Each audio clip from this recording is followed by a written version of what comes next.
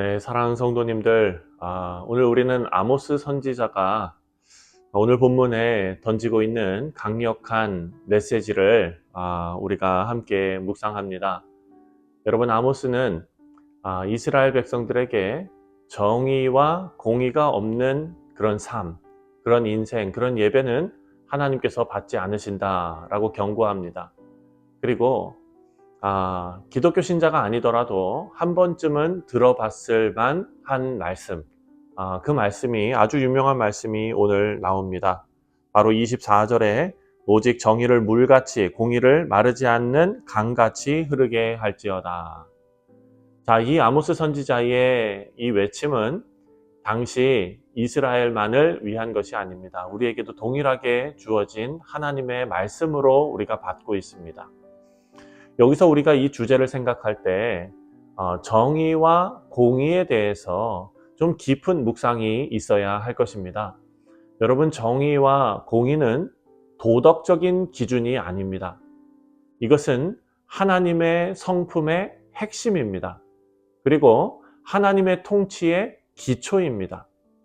시편 89편 14절 말씀을 보면은요, 이렇게 말합니다. 공의와 정의가 주의 보좌의 기초라. 다시 한번 생각해 보면 공의와 정의는 어떤 도덕 기준이 아니라 하나님의 성품이고 하나님의 통치의 기초라는 것입니다. 공의와 정의가 주의 보좌와 그리고 그 보좌의 기초라. 하나님의 정의는 모든 관계를 바르게 세우고 또 창조 세계를 회복하고 또 새 창조를 이루는 그런 목적이 있습니다. 우리 사랑하는 성도님들, 오늘 말씀을 통해서 하나님의 정의와 공의가 어떤 깊은 의미를 갖고 있는지, 그리고 또 우리 삶 속에서 어떻게 실천돼야 되는지 우리가 함께 살펴보도록 하겠습니다. 먼저 24절 말씀, 다 잘 아시는 말씀이지만 오직 정의를 물같이 공의를 마르지 않는 강같이 흐르게 할지어다. 여러분, 강은 한 번 흐르고 마는 것이 아닙니다. 강이라는 것은 지속적으로 계속 흐르는 것이 강입니다. 그것이 멈추어 있으면 저수지라고 하죠. 강은 지속적으로 흘러야 하는 것입니다. 그래서 정의가 강같이 흐른다라는 것은 이 정의가 우리의 삶의 모든 영역에서 지속적으로 흘러야 하는 태도, 그리고 그 실천을 의미한다는 것을 우리가 알 수 있습니다. 우리가 리폼드 그 신학교에서 우리 개혁주의 성향을 띤 신학교에서 바빙크의 책으로 또 공부하는 경우도 많습니다. 바빙크라는 그 신학자가 쓴 이 책은 그 Reformed Dogmatics라는 책이 있습니다. 거기에 보면 하나님의 정의는 단지 심판만이 아니라 관계를 회복하고 또 세상을 새롭게 하려는 하나님의 목적을 포함한다라고 말하고 있습니다. 여러분, 이 말을 우리가 좀 깊이 생각해야 합니다. 왜냐하면 하나님의 정의가 단순히 법적 처벌에 그치는 것이 아니라는 사실이 여기 담겨 있기 때문입니다. 여러분, 하나님께서 정의를 세우시고 정의를 강같이 흐르게 하시고 공의를 강조하시는 이유가 법적 처벌만을 위한 것이 아니라는 것입니다. 그 이상의 의미가 있습니다. 그것은 바로 깨어진 관계를 회복하고 하나님의 창조 세계를 새롭게 하려는 적극적인 하나님의 성품이다라는 것을 우리는 오늘 이 말씀을 통해서 꼭 생각해야 합니다. 정의와 공의를 다시 한번 말씀드립니다. 하나님께서 강조하시는 이유는 그것을 단순 법적 처벌로서만 강조하시는 것이 아니라 그 정의와 공의가 창조 세계를 새롭게 하시고 깨어진 관계를 회복시키시려는 적극적인 하나님의 성품이다라는 것입니다. 여러분, 예수 그리스도의 십자가는 하나님의 정의와 사랑이 만나는 자리입니다. 하나님께서는 그 죄를 심판하시면서도 동시에 죄인을 용서하시고 또 우리를 하나님과 화목하게 하셨습니다. 로마서 3장 26절입니다. 로마서 3장 26절 말씀을 보면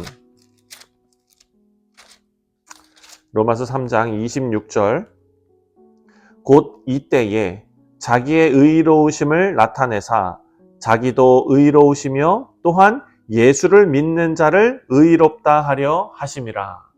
여러분, 이것이 하나님의 정의와 그리고 하나님의 사랑이 만나는 자리입니다. 십자가의 은혜를 입은 우리 모두가 이 회복된 관계를 바탕으로 우리 삶 속에서 하나님의 정의를 실천해야 될 것입니다. 하나님의 정의와 하나님의 공의, 이 하나님의 놀라운 적극적인 성품은 하나님과 사람과의 관계만을 회복시키는 것이 아니라 사람과 사람 사이의 관계도 회복시키심을 믿으시기 바랍니다.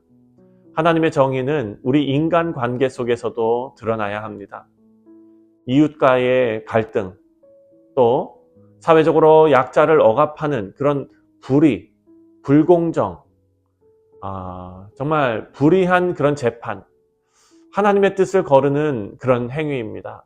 우리가 어제도 생각했지만 미가서의 말씀, 오직 정의를 행하며 인자를 사랑하며 겸손하게 하나님과 함께 행하는 것이 바로 하나님께서 원하시는 길이다 라고 미가 선지자는 외쳤습니다.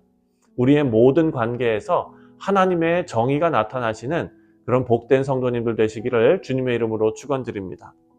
또 마지막으로 생각해야 될 것은 하나님께서 하나님과 사람과의 관계 회복, 그리고 사람과 사람과의 관계 회복뿐만 아니라 하나님의 이 정의와 공의의 성품은 창조 세계의 회복도 가져온다라는 것입니다. 하나님의 정의는 인간 관계에 그치지 않고 창조 세계의 회복을 포함하고 있습니다. 로마서 8장 21절 말씀입니다. 로마서 8장 21절에 그 바라는 것은 피조물도 썩어짐의 종노릇한 데서 해방되어 하나님의 자녀들의 영광의 자유에 이르는 것이니라. 아멘. 자, 피조물이 썩어짐의 종노릇한 데서 해방되는 것. 하나님의 정의는 죄에 대한 심판에 그치지 않고 창조 세계를 원래 상태로 회복시키는 데까지 이른다라는 것입니다. 하나님께서 전 인격적인 구속 사역을 베푸시고 그리고 온 피조물이 하나님의 영광 속에서 다시 회복되도록 하시는 것이 바로 하나님의 계획입니다. 그것이 골로새서에 나오는 예수 그리스도의 화목 사역이 창조 세계를 포함한다라는 내용을 가지고 있는 것입니다. 골로새서 말씀을 보면 예수님의 십자가의 피로 화평을 이루었다라고 말합니다. 그래서 만물, 온 땅에 있는 것들이, 하늘에 있는 것들이 그로 말미암아 예수님과 화목하게 하셨다라고 골로새서 말씀은 기록하고 있습니다. 예수님의 구원이 개인의 구원에만 한정되는 것이 아니라 하나님께서 새 하늘과 새 땅을 만드시고 하나님의 창조 전체를 포함한다라는 것을 우리가 알 수 있습니다. 사랑하는 성도님들, 이렇게 정의와 공의는 너무나 중요한 하나님의 성품입니다. 그래서 우리의 삶이 지난 주일에 우리가 묵상했던 것처럼 우리의 삶 전체로 하나님 앞에 나아가는 것이 바로 예배인데, 우리의 삶 가운데 정의와 공의가 없다면 그 삶의 예배는 하나님께서 받지 않으신다라는 것입니다.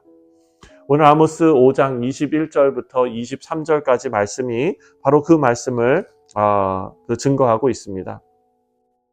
내가 너희 절기들을 미워하며 멸시하며 너희 성회들을 기뻐하지 아니하나니 내가 내게 번제나 소제를 드릴지라도 내가 받지 아니할 것이요 너희의 살진 희생의 화목제도 내가 돌보지 아니하리라. 여러분, 그 이유가 뭡니까? 그 예배가 하나님의 성품, 정의와 공의가 없는 삶의 예배가 드려졌고, 그리고 형식적인 예배만 그들이 하나님 앞에 드렸기 때문입니다. 우리 사랑하는 성도님들, 우리 예배가 진정성이 있으려면 가난한 자들을 돌보고 억눌린 자들을 위로하며 하나님의 공의와 공평과 정직을 우리 삶 가운데서 실천해야 될 것입니다. 그래서 이 정의와 공의를 실천하는 것은 바로 우리의 책임입니다. 하나님의 정의는 심판이 아니라 회복과 새 창조를 지향하고 있습니다. 사랑하는 성도님들, 그래서 우리도 하나님의 이 성품을 닮아 우리의 말과 행동에서 정직과 공평을 나타내고 주변의 어려운 사람들을 돕고, 또 공동체적으로는 교회 공동체가 정의와 공의의 본보기가 되어야 될 것입니다. 그를 위해서는 서로 존중해야 합니다. 교회 안에서도 사랑의 공동체를 이루기 위해서 애써야 합니다.